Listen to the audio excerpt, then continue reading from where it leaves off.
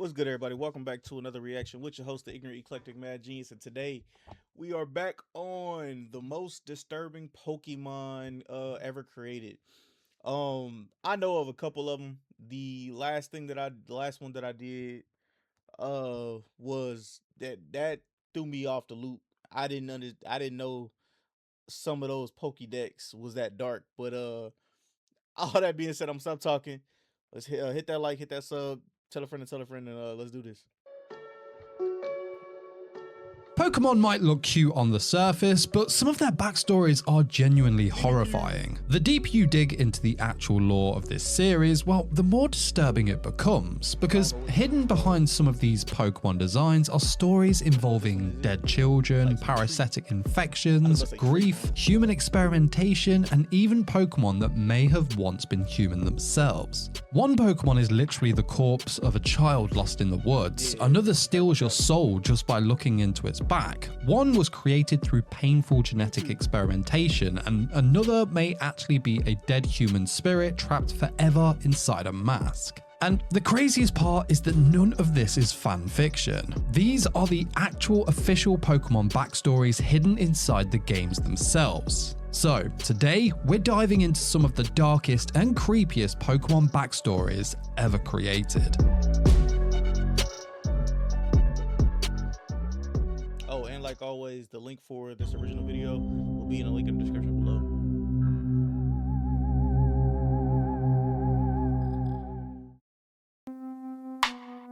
One of the earliest signs that Pokemon lore was way darker than most people realized was Banette. On the surface, Banette just looks like another creepy ghost Pokemon, a haunted doll with sharp teeth and a zipper mouth. Pretty standard horror design. But once you actually read its Pokédex entries, well, the story behind it becomes genuinely unsettling. According to Pokemon lore, Banette was originally just a regular stuffed toy that got thrown away by a child, and somehow that abandonment alone was enough to bring it to life. The Pokédex explains that the doll's loneliness and resentment became so intense that it absorbed cursed energy and transformed into a living Pokemon driven entirely by hatred and revenge, which like a different version of Gengar?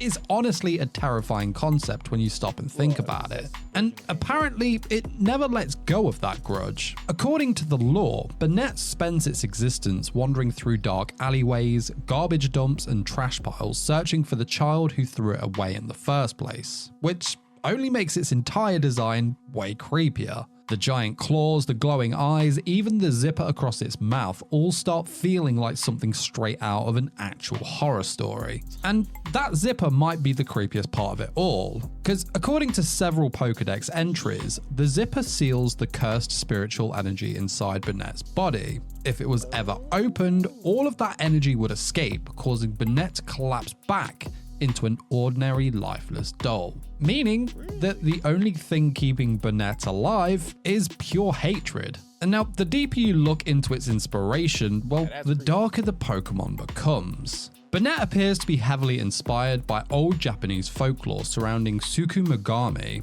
objects that came to life after years of being neglected or abandoned. But it also seems inspired by Wara Nikyo, traditional straw dolls associated with curses and revenge rituals, which explains why Banette is known for sticking pins into its own body in order to curse other people. It literally weaponizes its own suffering. But weirdly enough, Pokemon lore also hints that Banette's story can also end peacefully. Some legends say that if Banette finally gets revenge on the person who abandoned it, the spirit inside finally rests, allowing the zipper to open and the doll to become lifeless once again. But other versions of the lore are honestly much sadder, because apparently, if someone genuinely shows Banette love and care instead of fear, it can slowly let go of its hatred and finally return to being an ordinary stuffed toy. Which means that underneath all the horror, curses, and revenge, well, Banette's story is really just about loneliness.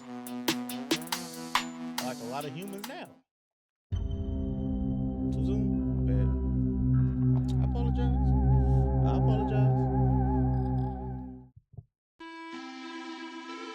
Parasect might actually be one of the most disturbing Pokemon in the entire franchise once you realize what's really happening to it. At first, Paras just looks like a small bug with mushrooms growing on its back. Pretty harmless. But according to Pokemon lore, those mushrooms aren't just growing alongside the insects. They're slowly consuming it. Paras spends most of its life burrowing underground and feeding on tree roots, unknowingly nurturing the fungus attached to its body. And as the mushroom grows larger, well, it slowly drains more and more of the host's energy and vitality. Then eventually, Paras evolves into Parasect, which is where things become genuinely horrifying. Because the evolution isn't really Paras evolving at all. It's the mushroom taking over completely. The Pokédex heavily implies that by the time Paras becomes Parasect, the original insect host is basically dead. The blank white eyes with no pupils aren't just a design choice. They're meant to show that there's nothing left inside it anymore. The mushroom has become the brain, meaning So, what? Parasect is essentially a corpse being puppeteered around by a giant parasitic fungus. And the scary part is, this is actually based on something real. Parasect's entire concept is heavily inspired by Cordyceps fungus, a real-life parasite often nicknamed the zombie fungus. It infects insects, it hijacks their nervous system, controls their behavior. And that same thing was based off of, what was the movie? It was the video game first, The Last of Us. And then they did it to a TV series, which, to be honest with you, I only watched the first season. And I wasn't the happiest, but that's just me. And eventually kills them while using their body to spread spores to new hosts. Pokemon basically turned one of nature's creepiest real organisms into an actual monster, and the Pokédex makes Parasect's fate even darker. According to several entries, if the mushroom is ever removed from Parasect's back, the bug instantly stops moving. Now, even in the wild, Parasect behaves more like an invasive fungus colony rather than an animal. Entire swarms are known to drain giant trees of nutrients until the tree dies completely before moving on to the next area, which honestly makes Parasect feel like a walking infection. The more you know. Shit. I mean, shoot. My bad. Mimikyu, one of my favorite dark Pokemon. Along with Gengar. Mimikyu might honestly be one of the saddest Pokemon ever created, because unlike most ghost types in Pokemon, Mimikyu isn't driven by revenge or curses. Well, it's just lonely. According to the lore, Mimikyu desperately wants friends and affection, but there's one huge problem. Its real appearance is apparently so horrifying that anyone who sees it becomes violently ill or even dies from the shock. So instead of hiding in isolation forever, Mimikyu came up with a heartbreaking solution. It created a crude handmade disguise based on a Pikachu. And honestly, the reason why is kind of devastating. Mimikyu saw just how loved Pikachu was by humans and realized that if it looked cute too, well then maybe people would finally accept it. Which suddenly makes the entire costume feel way less goofy and way more tragic. Underneath the creepy scribbled face and uneven fabric is basically a Pokemon so terrifying that it can't safely show itself to anyone, but still desperately wants companionship anyway. And according to the Pokédex, the disguise means, well, everything to Mimikyu. It says if the cloths get damaged in battle, Mimikyu spends the entire night sewing and repairing it. Some entries even mention it crying while fixing tears in the fabric, which somehow makes this creepy little ghost Pokemon very weirdly sympathetic. But at the same time, Pokemon never fully tells us what Mimikyu actually looks like underneath the costume. And honestly, that mystery, it kind of makes it even more scary. Now, there are fan theories that Mimikyu may secretly be connected to Clefairy, the Pokémon that was originally planned to be the franchise's mascot before Pikachu replaced it during early development, meaning Mimikyu's disguise could represent a forgotten Pokémon desperately trying to imitate the success that it never got to have. Even in the anime, Mimikyu's obsession with Pikachu becomes unsettling. Jessie from Team Rocket owns a Mimikyu that doesn't admire Pikachu at all. It absolutely hates it, treating the disguise almost like an expression of jealousy and resentment, which honestly adds more layers to Mimikyu. It becomes more like a creature trapped between loneliness, obsession, and fear. That's dark. That's dark. One of my other favorite dark Pokemon. Absolutely.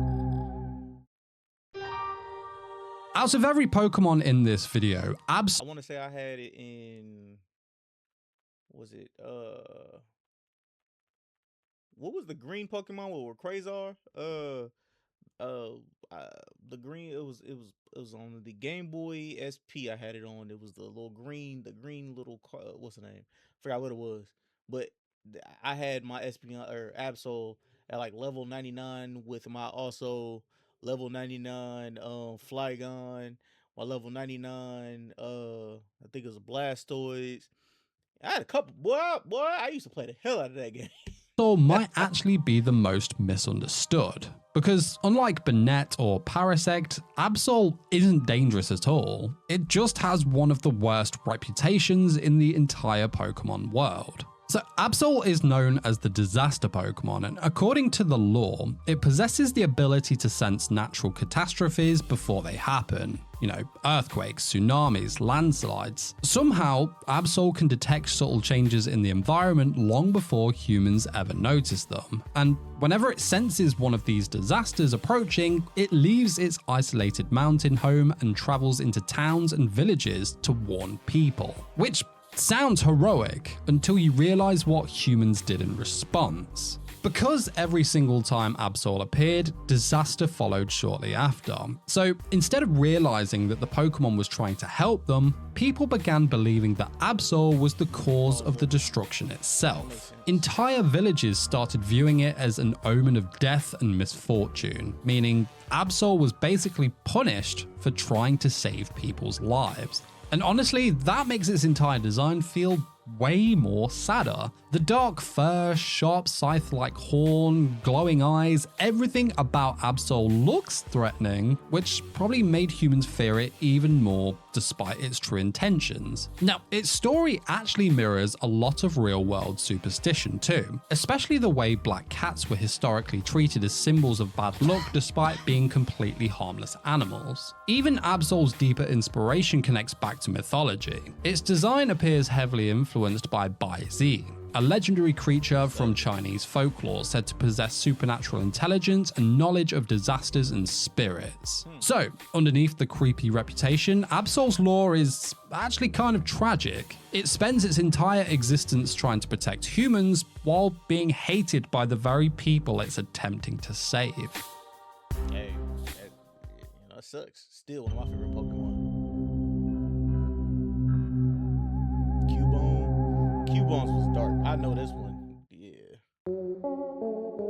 Cubone's backstory is probably one of the most famous examples of Pokemon lore becoming unexpectedly heartbreaking. Because once you learn what Cubone is actually wearing on its head, well, the entire Pokemon changes forever, right? According to the Pokedex, Cubone wears the skull of its dead mother as a helmet. And the game repeatedly describes Cubone as constantly mourning her death, with some entries mentioning that it cries beneath the moon at night while clutching the bone that she left behind.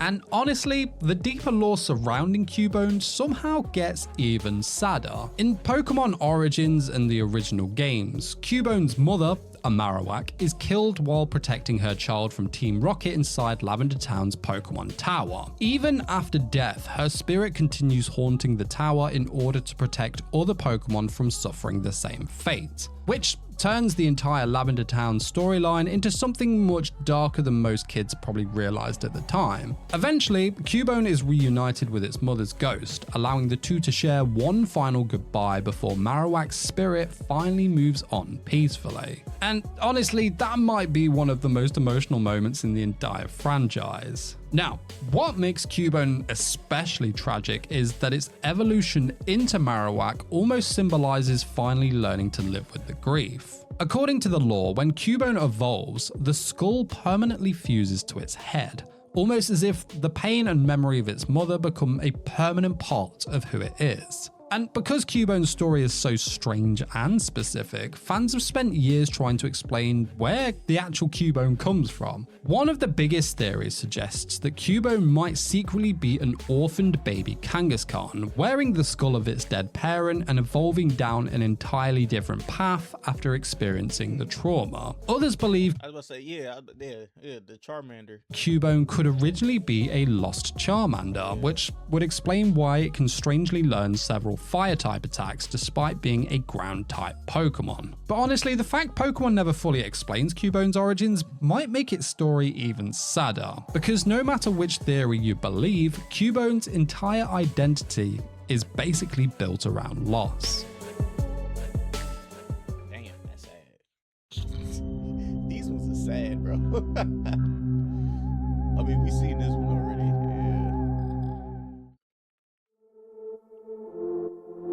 And this is the point where Pokemon lore stops being a little creepy and starts becoming genuinely disturbing. Because according to the Pokedex, Phantump is literally created when the spirit of a dead child possesses a tree stump in a forest. Again, that is not a fan theory, that is actual official Pokemon lore. So, the games describe Phantump as the souls of children who became lost in the woods and never made it home. After dying alone in the forest, their spirits merge with abandoned stumps and, well, they become Pokemon, which suddenly makes Phantump's entire design feel horrifyingly sad. But the deeper lore somehow gets even darker, because despite being ghost Pokemon, Phantumps still behave like lonely children. Pokedex entries mention them crying out in voices that sound eerily human, almost like lost kids calling for help somewhere deep in the woods. In some versions of the lore, they mimic children's voices in order to lure adults deeper into the forest. But what makes this especially unsettling is that other entries suggest they aren't actually trying to hurt people at all.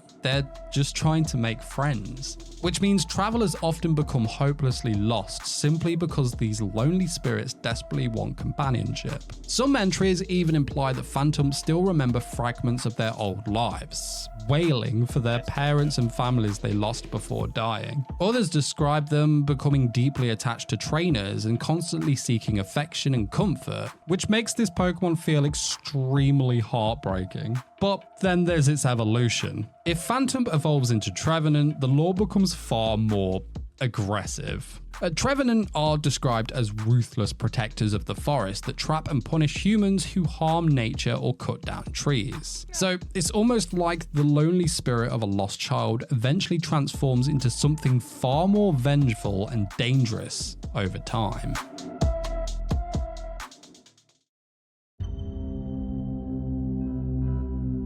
What is this?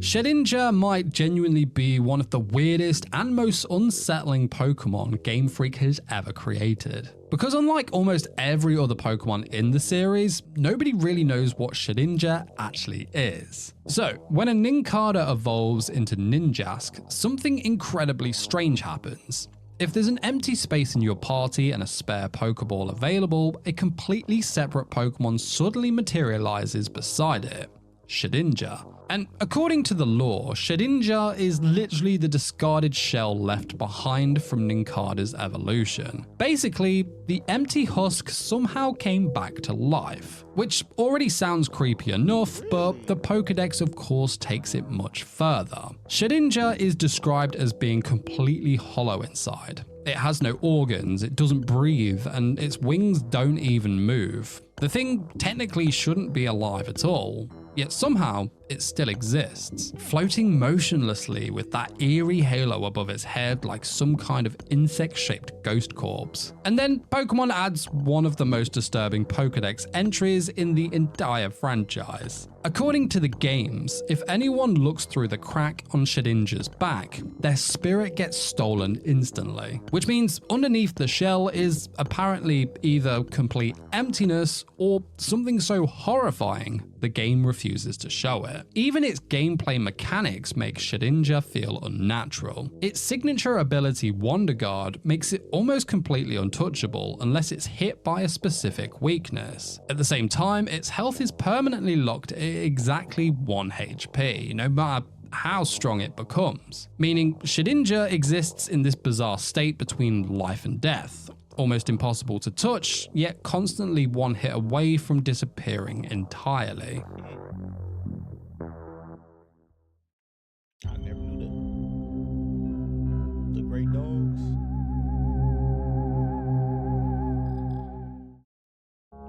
Suicune, Entei. The story of Entei, Raikou, and Suicune feels more like an ancient tragedy than normal Pokemon lore. Because according to Johto legend, these 3 legendary Pokemon didn't originally exist at all. They were created through death, destruction, and resurrection. Long before the events of Gold and Silver, Ecruteak City was home to 2 enormous towers, the Brass Tower and the Tin Tower. One represented Pokemon that awakened at night, while the other symbolized Pokemon that rested during the day. But around 150 years before the games take place, disaster struck. According to the legend, a massive lightning bolt hit the Brass Tower during a storm, igniting a fire so intense that it burned uncontrollably for 3 entire days. And trapped inside the Inferno were 3 unnamed Pokemon. The games never tell us what species they were, we only know that they died in the flames. Though the most popular theory suggests that they were once a Flareon, Jolteon, and Vaporeon. Now, after the tower collapsed into ashes, the legendary bird Ho-Oh descended from the sky and performed what was essentially a resurrection. The 3 dead Pokemon were brought back to life, but transformed into entirely new beings. Raikou became the embodiment of the lightning strike that started the fire. Entei represented the raging flames that consumed the tower, and Suicune symbolized the winds and rain that eventually extinguished the disaster. Meaning, these legendary Pokemon are basically living manifestations of the catastrophe that killed them. But despite being resurrected, the story doesn't exactly have a happy ending. According to the lore, the newly reborn Pokemon immediately fled from humanity, frightened by both human greed and the terrifying power they now possessed. And ever since then, they've wandered endlessly across the world, only appearing to those they truly trust. These are not just legendary Pokemon, but ancient spirits born from one of the greatest tragedies in Johto's history. My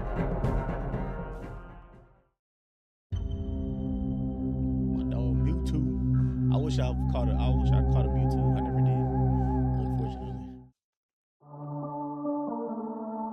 Mewtwo's backstory feels like a full-on science fiction horror story, because unlike most legendary Pokemon, Mewtwo wasn't born naturally. It was created in a laboratory through genetic experimentation. According to the lore, scientists working under Team Rocket used the DNA of the mythical Pokemon. I wonder if they're gonna bring up Dark Lugia, because Lugia was one of my favorite birds.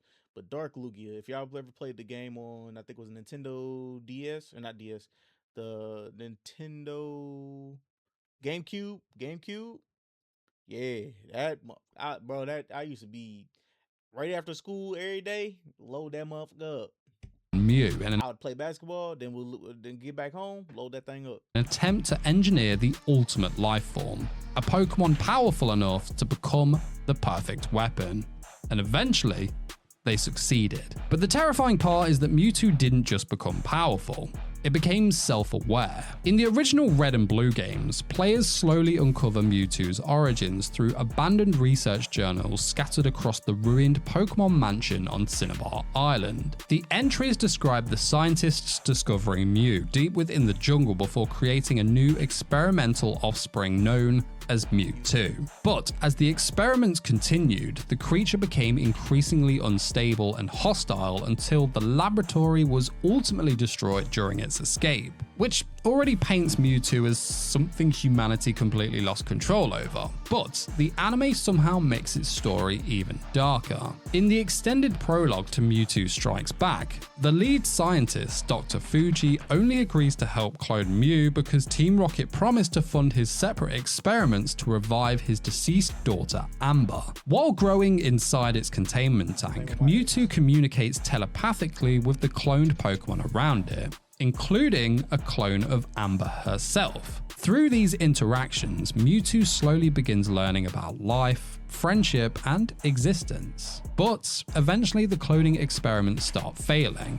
One by one, the other clones disappear, including Amber. And for the first time, Mewtwo experiences grief. The scientists actually erase its memories afterwards because the emotional trauma becomes too overwhelming and dangerous. Then, years later, when Mewtwo fully awakens and realizes the truth that it was artificially created and treated as nothing more than an experiment, well, it completely snaps. It destroys the laboratory, kills the scientists responsible for its creation, and turns against humanity itself. And honestly, it's hard not to understand why. Because underneath all the power and destruction, Mewtwo's story is really about identity. It's a creature that never asked to exist. It was created purely to be used as a weapon, desperately trying to figure out whether it's a real living being or just a scientific mistake.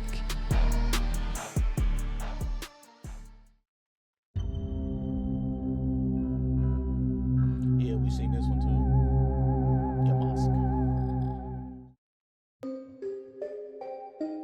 And then there's Yamask, which might genuinely have the single most disturbing Pokédex entry in the entire Pokémon franchise. Unlike most ghost Pokemon, Yamask isn't just implied to have once been human, well, Pokemon straight up confirms it. According to the Pokédex introduced in Pokemon Black and White, Yamask are the spirits of dead humans.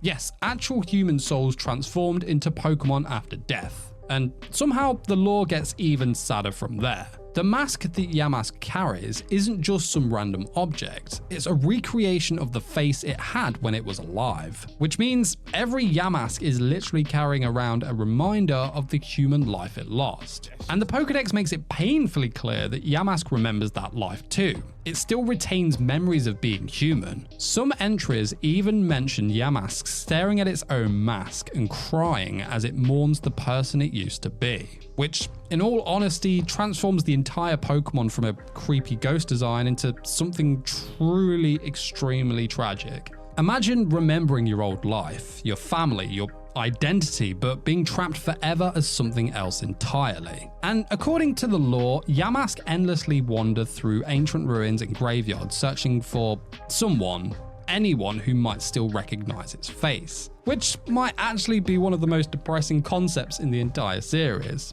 A spirit desperately clinging to the last proof that it was ever human at all. And honestly, Yamask is one of the biggest reasons the theory that some Pokemon used to be human became so popular in the first place. Because unlike most Pokemon mysteries, this one barely even feels like a theory anymore. And Yamask might only be scratching the surface of how disturbing Pokemon lore really gets, because some Pokemon aren't just connected to ghosts and spirits, some theories suggest they may have literally once been human. I actually made an entire video. Alright, y'all. Love each and every last one of y'all, man. Let me know what y'all think about some of these, some of the backstories, some of the darker backstories of Pokemon. If you have anything else I should react to, just let me know. Catch you on the next one, man. Love each and every last one of y'all on the road to 1,000 subs. Peace.